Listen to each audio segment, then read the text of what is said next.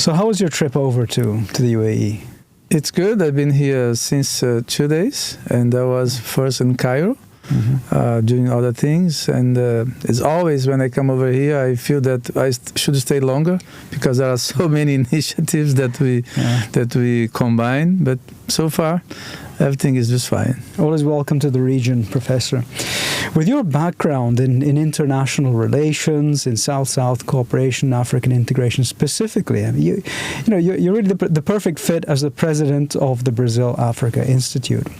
And on that basis, we're delighted to welcome you here to Trends Research Advisory on this podcast, which will cover, as you know, broadly the dynamics between Brazil, Africa, bilaterally among African countries, of course, and also potentially the involvement of third parties within that scope. As you know, the Middle East is increasingly active on Africa.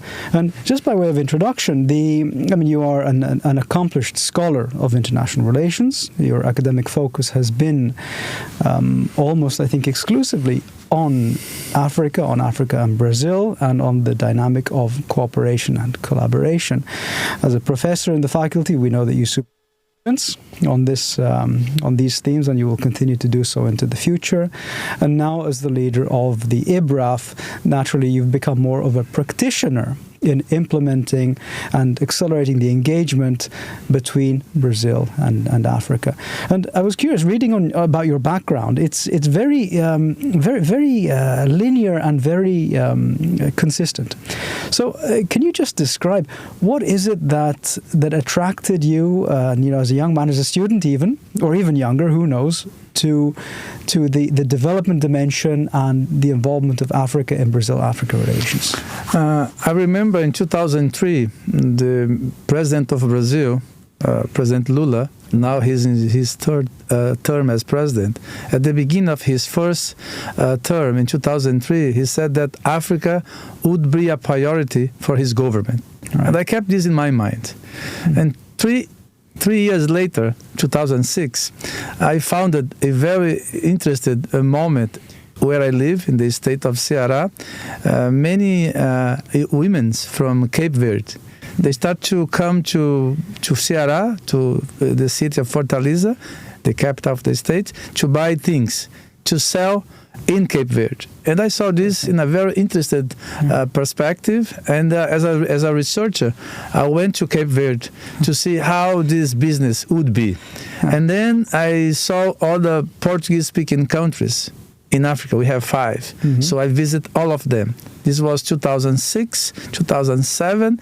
And then I realized around 2008, 2009 that I could go to other African countries to see as well the potential of this collaboration, not only in commerce, in trade, but also in the academia, civil society. In 2012, I decided to found the Brazil-Africa Institute. Since 2012 until now, we are developing some initiatives in 3 areas. One is related to publications. The other one is related to events. Our major event is the Brazil-Africa Forum. In 2024, it will be the 12th edition of the event, and also capacity building. And I was very pleased when I recently visited UAE and I was approached to Trends Advisor and Research. And there was a very coincidence of achievements, but also dreams. What we start to see at the very beginning, putting together Brazil, Africa, and became wide. We, at the beginning, Brazil, Africa, now have Brazil, Africa, and other parts of the world, Latin America, Asia, and the Middle East. And being here, speak with Trends Advisor, and a very important moment is fundamental to emphasize the need that South-South and triangular cooperation have to implement some issues to the development of Africa, but also to other parts of the world. I keep saying to myself and to people people that I have the opportunity that South-South collaboration is the most important moment that we're facing, because we can learn from each other. Brazil can bring good experiences to Africa, but also we can bring good experiences from Africa to Brazil. But look into triangular cooperation, which includes others, give us the opportunity to bring good experiences from UAE both to Brazil and Africa, and we can have this triangular discussion in a very specific and wide format, and this is what we foresee. That's very interesting, Professor. By way of background, you use the word moment. This is an important moment several times now in your comment, and I was also reflecting that the moment is that the timing is fantastic, because Brazil, which is a global cultural phenomenon, a global cultural powerhouse now, has always captured the imagination of the world since the early 20th century. Now, what we're seeing is the emergence or the re-emergence of Brazil as on the global stage as a leader of the global South. And the examples are well known to everybody: the G20 presidency, the rotating presidency of the BRICS soon, Mercosur, I believe also the presidency of the UN Security Council at some stage over the next year or 2 years. So we're seeing a combination of Brazil's cultural power with this global leadership dimension. So that is, the moment is rather unique, and as you say, to leverage that leadership into the African continent and the global South more broadly. I find that a very fascinating moment and a great brand for Brazil. So I know that you're a practical man, based on our conversation so far about the importance of practicality in collaboration and actual projects and so on. So could you discuss what do you think are the most important aspects, the aspects having the biggest impact in through IBRAF's work in Africa? You mentioned Brazilian role, the government of Brazil and the state of Brazil being part of the BRICS, G20, Mercosur, and so on. And this brings a big responsibility for the country, for Brazil. Right. Brazil as a brother of many countries. Right. Brazil as the example. Brazil as the leadership aspect. The leadership, yes. Yeah. And looking to Africa, I've been traveling within Africa almost 15 years already.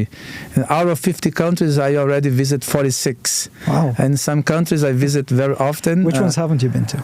Well, I've been to many countries. I was 2 days ago in Libya? In Cairo. Kenya. I've been to Libya 4 months ago, and people said, "Why are you going to Libya? Why not going to Libya?" Libya is an important space. Brazil had a very close connection because of the industry, oil industry. Petrobras had a very important space and moment and achievement there. So we are close to Africa, and Brazil has an important opportunity and also responsibility to engage. During several times, Brazil had its companies in Africa, and others players came to Africa. I can mention Turkey, Singapore, some European countries, and they are competing with Brazil. But there is something very special. That's why that I want to raise here.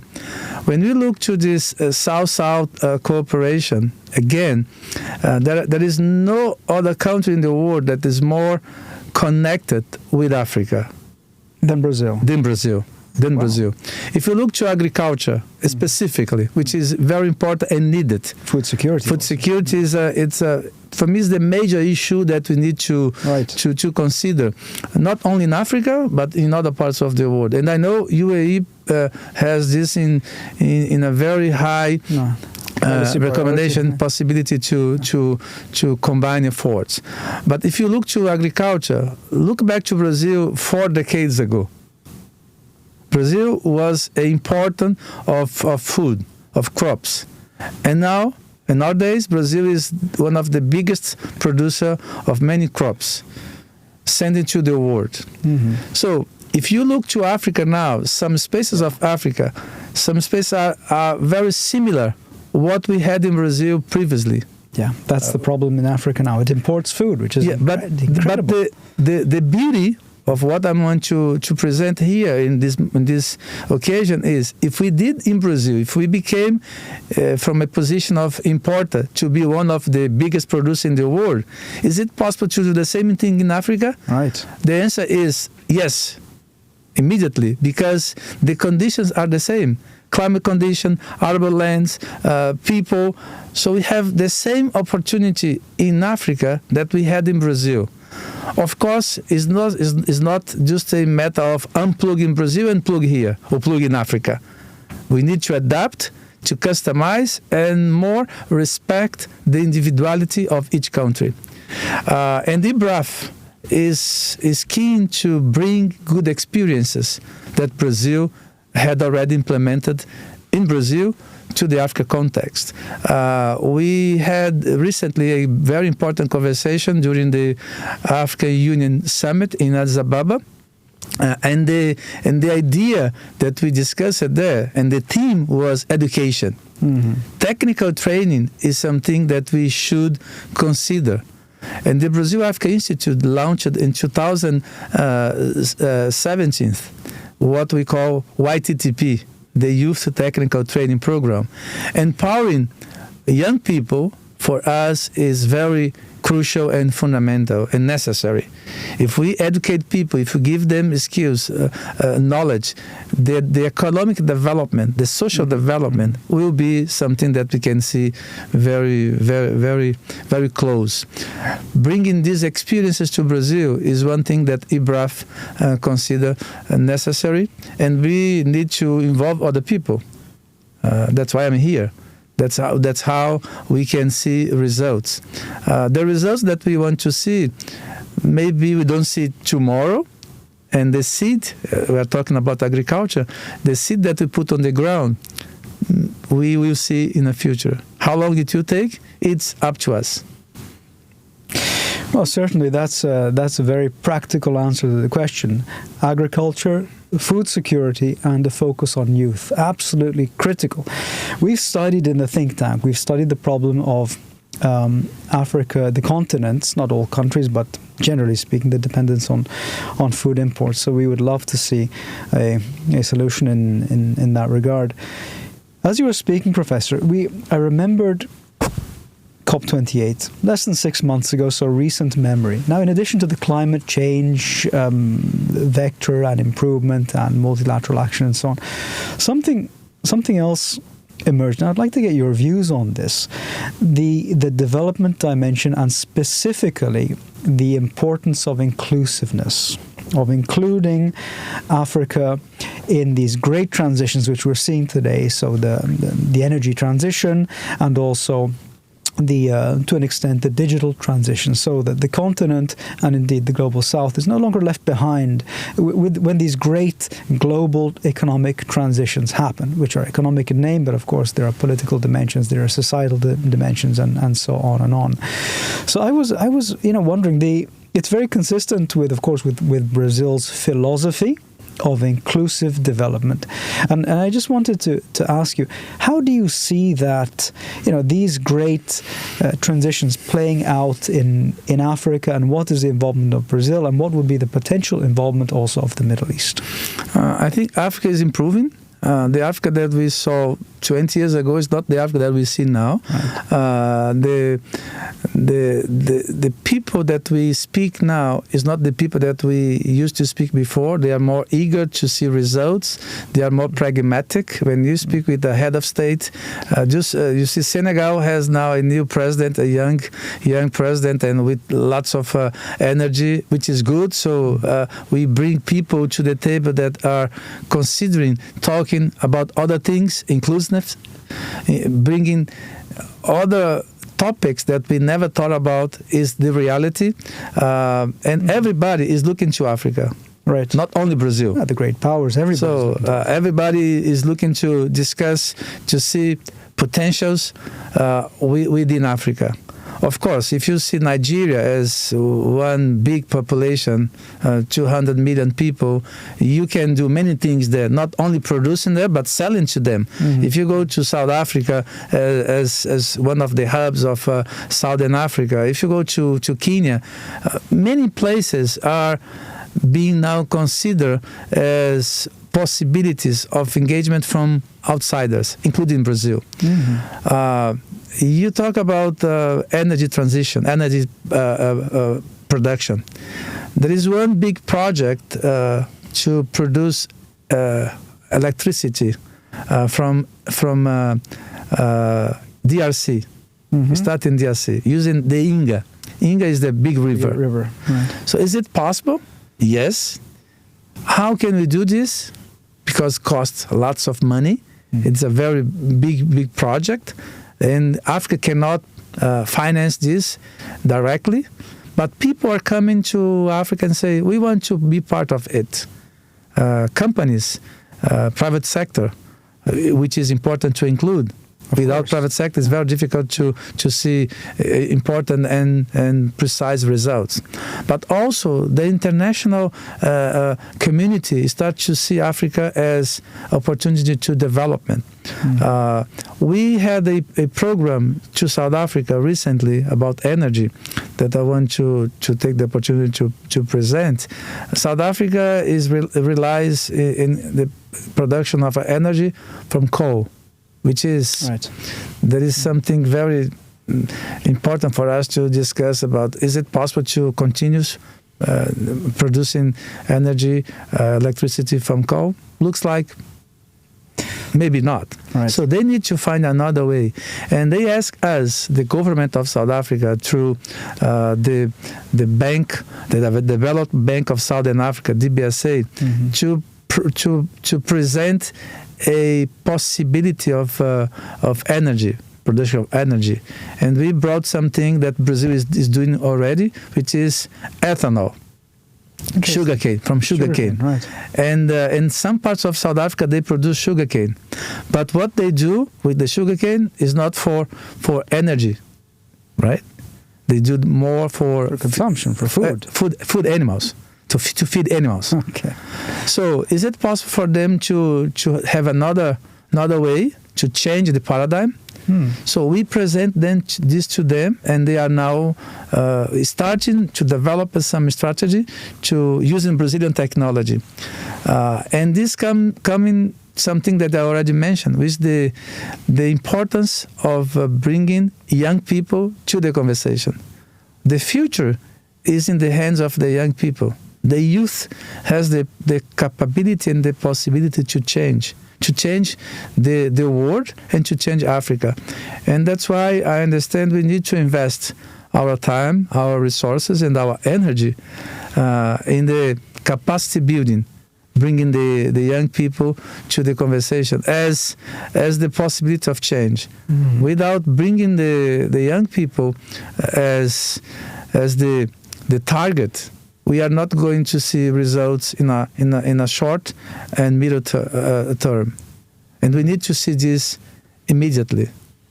We need to understand that the change that Africa is facing now should consider the involvement of others, and that is something that I'm worried about, which is the migration issue.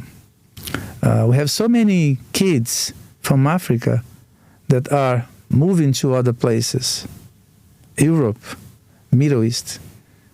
If they stay there, this is something that I keep saying to leaders from Africa. Let's consider what's going to happen in 20 years' time. If these kids, they do not see employment, work in Africa, they will go somewhere else. Mm-hmm. And this brings a problem for the country, where they live, but also the countries where they will go. To avoid problems in both spaces, let's combine efforts to promote efficiency of jobs for them to stay in the countries where they should stay, in their own countries. Mm-hmm. Well, that's an ideal situation. Of course, I mean, the youth, there's always been the question of losing the best generations, which will of course be the future economic future of the economy, the future of the society, and so on.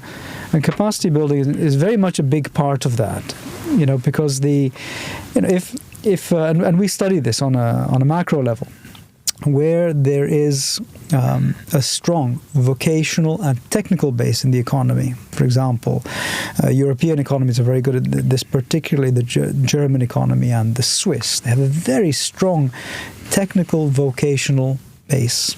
And that is a marvelous career. It doesn't have to be a double PhD in nuclear engineering, but that contributes so significantly to the economy. Also in Asia, in the East, they're beginning to look at capacities in the technical and other fields. And I wanted to ask, Doctor, what is the scale of your capacity building initiatives? I mean, roughly.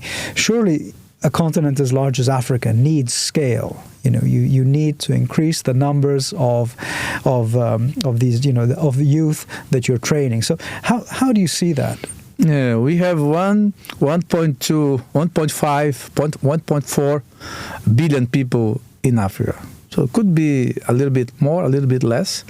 Is it possible for us to achieve a goal of bringing results for all its countries? I don't think so. The answer is no, we cannot. So we have a limitation of budget, we have a limitation of time, of resources, as everybody. So what we decided to do, we implemented various programs. We have the Youth Technical Training Program, which is a program when people come to Brazil, but also have the OPL, which is the Online Professional Learning. So we have the possibility to engage more people with using the technology as we are doing now. So how many people will be listening to us? Many people. So we can do this in a platform of online a program. But also we have some activities that we do with partners. We catalyze, we spread our initiatives within the world with the use of our network. So I think if we see our individual capacity is not enough to cover the whole continent. But if I use my capacity with yours and others and so on, we can amplify the range of people that will be impact. But also the people that we approach, they should consider themselves as catalyzers. So if we reach one person, how many people will be reached by this person? So train the trainer. Train the trainer. So this is the idea. We don't have rooms for everybody, unfortunately. This is the reality. So having this in mind, give us the idea or the vision that we should emphasize the use of our network. The conversation that we start to have with Trends Research and Advisor give us the idea that we can use our capacity and Trends capacity to enlarge, to emphasize, to go beyond what we have in front of us. And this will be something that will have, I'm sure about this, the impact in a very short time. And when we have more people engaged to train others, it's up to us to provoke and to engage people, engage others to be with us, engage the private sector. And I want to emphasize the role of the private sector in some initiatives that we do during the last 10 years. It's very beautiful when we see the private sector engaging with us, because they see in a practical way. You mentioned the practicality of our engagement. This is very true. So we want to do things that are possible to achieve goals. I'm a man of action. yes, I'm a researcher, I'm a scholar, yes, but we need to put our hands on the ground. We should see results, and bringing the private sector to the conversation also give us the idea to see a real world. Because sometimes when we are in our labs, in our environment, closed environment, right, we don't see the sensitivity, what people they do need. Mm-hmm. So the private sector can help us to see this, and the involvement that we can have. Both private sector and public should be combined to see good results. Mm-hmm. Well, fortunately, Trends is, we're experts at managing partnerships. Yeah, and as we discussed before this podcast, we convened. There are two think tanks. There's an internal think tank, which is us, the staff that we have at our disposal directly, and there's also an external think tank, which is made up of a network of other institutions. Private institutions, semi-government, some governmental ones, that we also, there's a giant network of partners. And so we manage that for our benefit, for the benefit of our partners. And indeed, the best way of describing it is the word that you used. It's an amplification strategy. It's an amplification strategy, not only in terms of reaching the number of people, but also in terms of the mediatic effect. Mm-hmm. So this is another thing that we rely on very much, on social media, on media, conventional and unconventional media. So that is really all about achieving results on the ground. As far as the private sector goes, of course, I'm in full agreement. At the end of the day, the important thing is to generate momentum, which leads to development and growth. So that's really the name of the game. So we've covered Africa in quite some detail, and also the work of IBRAF. What is your perspective on the Middle East, and specifically within the context of trilateral cooperation? Because this is something which has emerged very, not necessarily recently, I think over the past decade or so. Whereby there would be, the recipient of the development of the aid or of the growth, and then there's a knowledge partner. Then there's a third party. And the third party can have a role as a facilitator. It can have a role to provide finance, to provide expertise, to provide access. So how do you see the Middle East in that particular equation of Brazil, Africa, and the Middle East?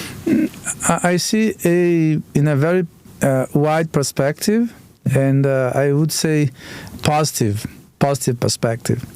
Last year, when we had the Brazil-Africa Forum 2023, we had the privilege to welcome Sheikh Shakbut as the keynote speaker. And he was the keynote speaker during the second day of the event. And when he opened he brought his voice to the audience. The idea that he gave us was, we are here to engage, to be part of this very big conversation. We want to be part of it. This is fundamental. Mm-hmm. What can we do beyond this? It's up to us. Brazil, Latin America in general, Africa, and you have several countries, could combine efforts to speak with the Middle East in terms of financing, as you mentioned, experience. We can learn from the Middle East, not only from UAE but other countries around, and we can share experiences. I give an example. Brazil produces many kinds of food, right? And here in the Middle East we eat Brazilian chicken, Brazilian beef. That's Brazilian fruits, right?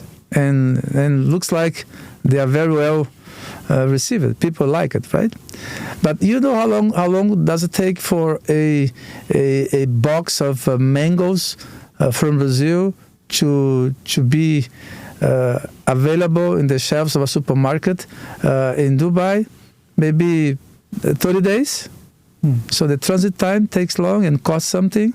What about if you do produce the same melon that we have that we produce in Brazil, in Sudan, or in Libya, or Egypt, to be distributed, to be sold in the Middle East. So this is one single example that I'm bringing in this moment that we are discussing. So if we bring Brazilian technology, Brazilian companies to produce the same way they produce in Brazil, in Africa, in Libya, or in Senegal, or in Mauritania, to be exported to the Middle East, the transit time will be shorter, will be less. Mm-hmm. Cost will be lower. Below, yes, but also we have benefits for the country where the production will be established. How many jobs you will create? How many opportunities? How many ways to bring infrastructure? If you want to produce mango, you need to have a very good environment of infrastructure. But also comes something very important. And sometimes people are shy to say this, but I will take the opportunity to mention. Why not bringing business for companies from the Middle East to be implemented within Africa, using Brazilian cooperation, Brazilian technology, Brazilian experience? This is something that we want to emphasize. And every time when I have the opportunity to speak, as I have now, I want to invite companies and government to consider working together. Now I see the Middle East as the target. Brazilian companies are considering going to many places to do business. African companies as well, African governments, they want to be part of the club. And the Middle East now has the opportunity to be part of this big club of collaboration. The South is the agenda now. Mm-hmm. The South will be the agenda tomorrow. So, and this comes to a very unique opportunity for the countries in the Middle East. And also, we have seen from the last maybe 10 years the change of narratives. We have the oil as the main asset. And what about changing a little bit and to see other resources, other possibilities? And other resources and possibilities can be seen in Africa, in Brazil as well. But Africa is more close to the Middle East. Why not invest in our resources, our energy, our possibilities within Africa, using this triangular cooperation, as I mentioned before, with the participation of the Middle East in general, and particularly UAE. Mm-hmm. Well, thanks for that answer, Professor. It touches on a number of points that are, I think, critically important for the success of what we call joint ventures or trilateral ventures, or even quadrilateral ventures, but we're discussing trilateral. That is the importance of a similar worldview and a similar culture. So, as you said, the narrative today, the story is the global South. The story is the global South. Brazil, always a leader and a future leader in the global South. Africa, naturally, the center of future demographic power, not only in the global South, but globally, and the center of what we believe will be very future. Will be very very strong growth rates in the future in economics. So we can say that Brazil and Africa and the Middle East share a worldview. This is embodied in the policy, as fellow members of BRICS, along the theme of inclusiveness of development at COP28 and other diplomatic and para-diplomatic initiatives. So I think that the prospects are very good. The prospects are very good. What is missing, as you yourself have said, is to increase the connections, to increase the structures and the frameworks that will enable cooperation to take place. We have a great culture.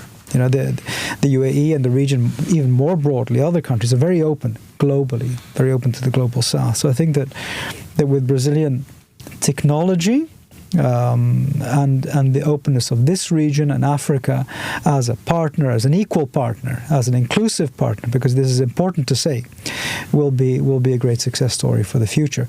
What is lacking is the connections, right? The formal connections, the informal connections, for us to know Brazil better and to be more connected with Africa. In that regard, your forum, your which we will hopefully participate, almost certainly participate in this year, is an ideal opportunity to forge new connections. As you know, there will be a Trends delegation. We will bring maybe some young scholars, some under the fellowship program, and maybe do a symposium and so on. So we're looking forward to give life to that collaboration in a very diffuse way. So what's the focus of this year's forum? We spoke a little bit about it, and how does that play into the broader Africa, Middle East, Brazil dynamic? Every year when we decide what topic we're going to discuss during the Brazil-Africa Forum, it's very difficult, because what topic will be contemporary? What topic will be good for Brazil, for Africa, and other regions? In 2024, we decided to talk about infrastructure, which is a provocation to bring people together. Necessary. And infrastructure can combine agriculture, can be technical assistance, can be logistics, can be power, artificial intelligence. So many things we organize around this topic of infrastructure. Great topic. And of course, we are expecting to have a big participation from Africa. As always, last year we had more than 40 countries participating, not only from Africa, but other countries in a very high level. That's what we expect to have this year, and the forum will be 1 week before the G20. And G20 now we have a new member, which is African Union officially, which Brazil brokered. Essentially, you brought the AU into the G20. It was something that President Lula devoted a very good efforts, and his team and the diplomatic group of engagement in the world brought this to the table. But the Brazilian government used its capacity to engage and to bring the African Union, and they will be there during the G20, and we want to use the space 1 week before, of course, to have them participating as well. We want to have also the UAE, as we had last year. Other countries within the region will participate, and there is a change of target in terms of geography. The world is looking to this part of the world, to Africa, but also to the Middle East as catalyzers, as drivers of development. And we're going to discuss this during the Brazil-Africa Forum. Trends Research and Advisor, we are very keen to have them, to have the institute, the think tank participating, using the space to let people see who they are, what they do with us, not only in the Middle East, not only in Africa, but in Latin America. And the Brazil-Africa Forum could be the gateway to entry into Latin America. We know that in 2 days we cannot cover all the topics, but we use this as trigger to start other conversations. The conversation that we start should be used to transform ideas into actions. I keep saying this. The Brazil-Africa Forum is a space that we use to provoke people to engage in a very high level, head of states, diplomats, people from the government, civil society, and the private sector, to discuss one topic. This year will be infrastructure, but could be other things. And we are very pleased that in 2024 we are receiving young people participating as well during the forum to present the ideas and the results of the research, as we have the IFP in one very high level participation. Right. Well, ideas into action. What can we say? We love that. As you know, in a think tank, thought leadership is critically important. It's all about the thought leadership.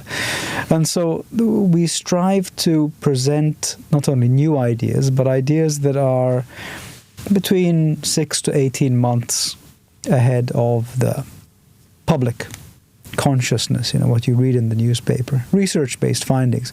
So I think that would be a very fertile avenue of collaboration between IBRAF and with Trends, to focus on some of the more relevant problematics within infrastructure. And we had a brief conversation on energy, and within energy as conventionally understood to be infrastructure, there's a section of energy which is much more promising because it's more of an economy, and that is, of course, hydrogen.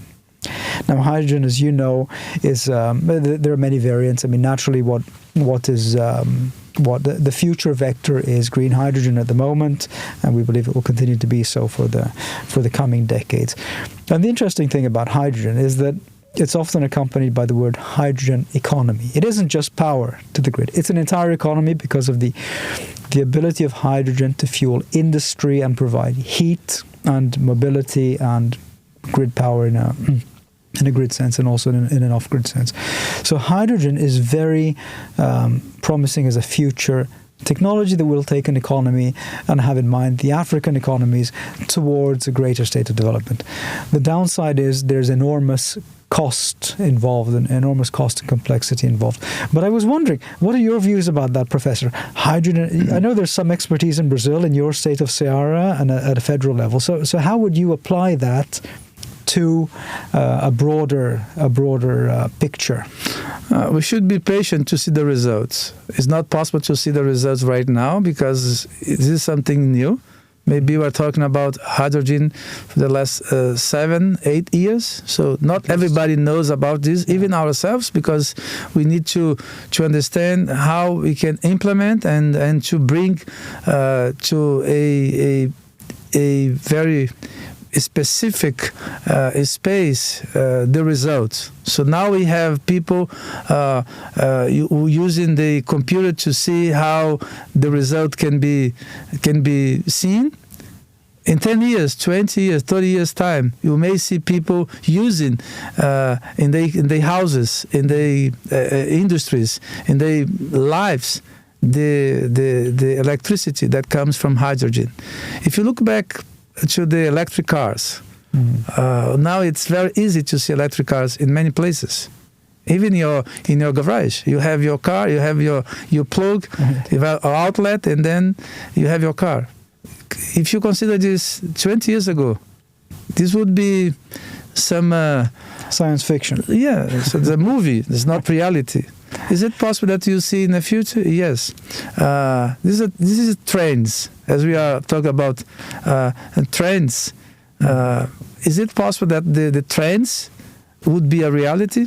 I think so. If you look back 50 years ago, it will be possible to see solar energy spread everywhere. In the roof of the houses, you have your own production of electricity.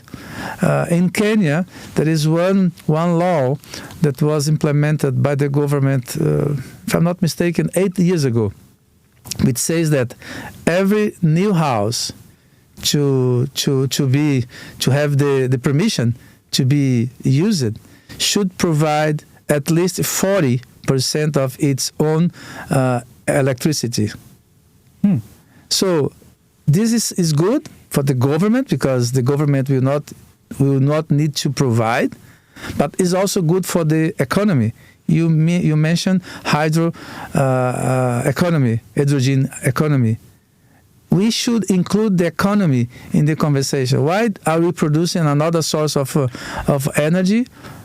Because of the economy. We need to give evidences the economy will be sustainable, right? And this is very new.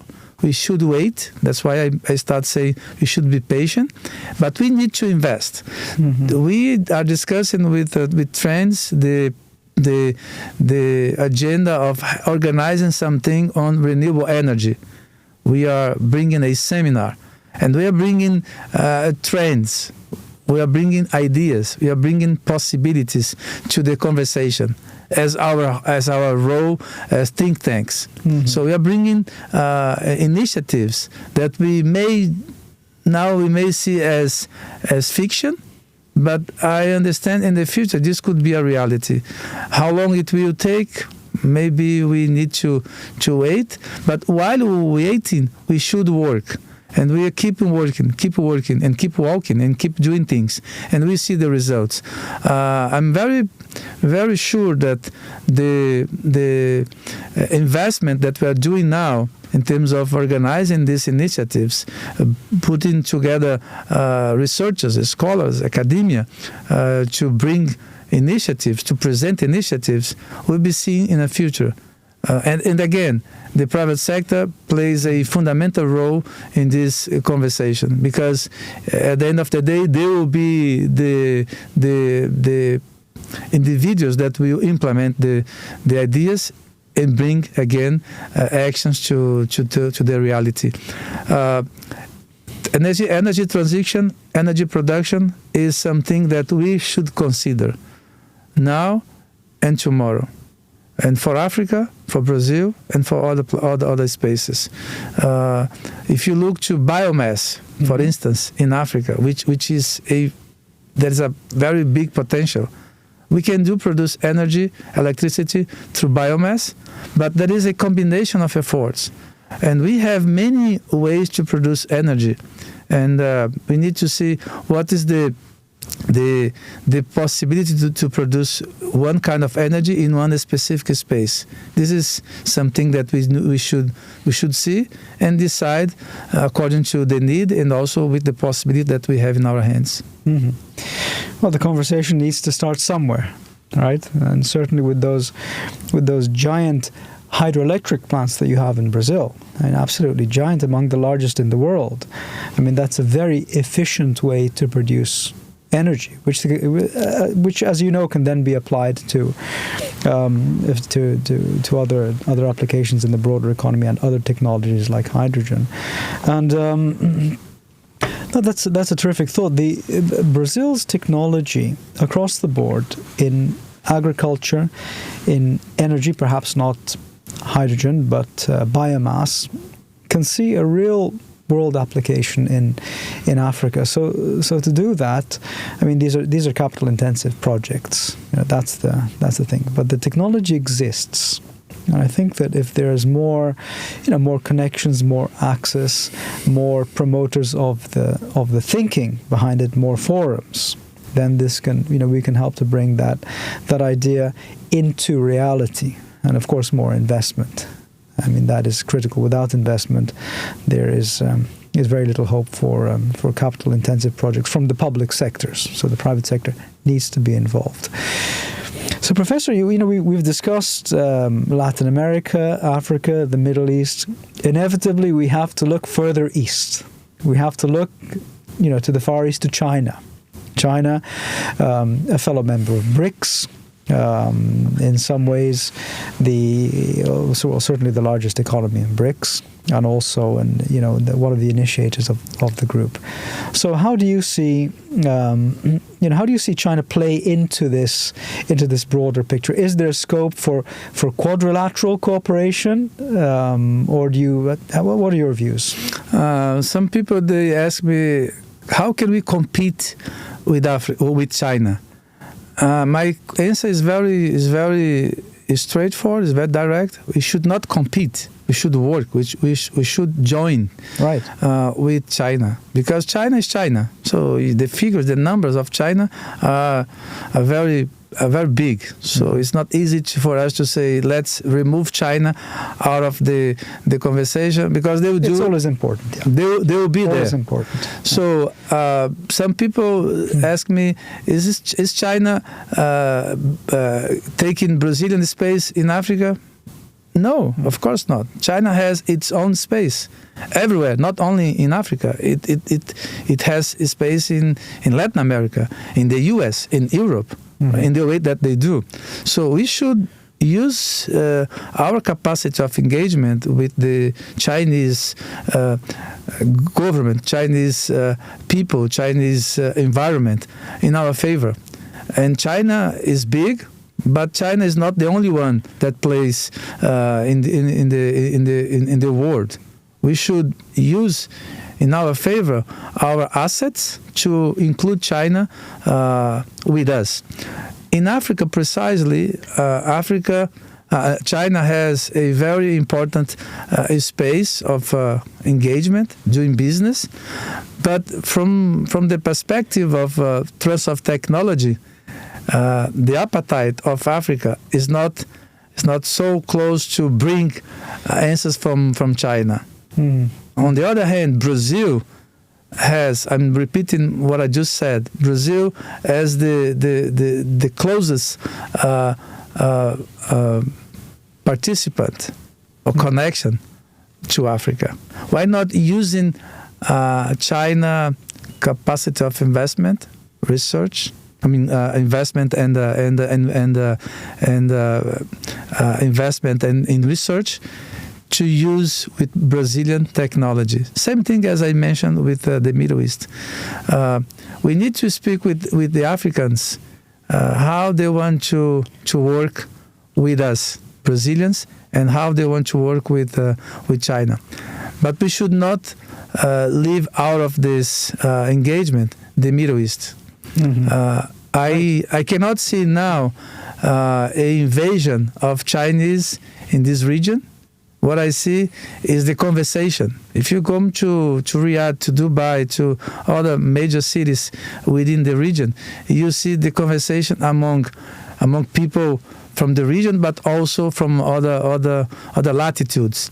This includes China as well. Again, Africa is the space where there is a direct movement to see possibilities of connection, investment, and results. Without including Africa in the conversation, we will not see good and results in the future. I agree that when we discuss global South, China's influence, or even globally, but since we're discussing global South, China's influence is absolutely indispensable and to be discussed. And I know that they have some very advanced technologies and a lot of research, as you said. I mean, the ability and the capacity of China for research is something really, really quite incredible. And so then what is a little bit of a gap is the implementation on the ground in a practical sense in Africa. Without a doubt, the capacities are there. And perhaps within the BRICS context, there could be some better alignments to jointly partner with African countries and with the Middle East and with Brazil, of course, to increase activity in Africa. So that is, I think that we have covered most of the world, Professor. It's been very, very interesting and insightful speaking with you, and your insights have been new and fresh. Some of the ideas that we've discussed, particularly, I think, given my personal background with regard to energy, I find them very, very interesting, and also the fellowship program. So we look forward to seeing you again, probably in the region before we see you eventually in Brazil in November. But we would like to thank you very much for your time and for your participation today, and we look forward to a great continuation between the two organizations. I'm very pleased to have the opportunity to engage, and I'm sure that we will be talking more, not only during the Brazil Africa Forum, and I wish you can come to be with us, join us in São Paulo in November, 13th and 14th of November. But I'm sure that the engagement of our team from ReBRAF and the team from Trends will bring some initiatives very soon, and I hope I will be able to come back to this microphone to present some initiatives that we're going to bring to Africa, to Brazil, and to the Middle East. We hope so too. Thank you, Professor Bosco Monte, for being with us today. And again, welcome anytime back to the region. We look forward to seeing you soon. Pleasure.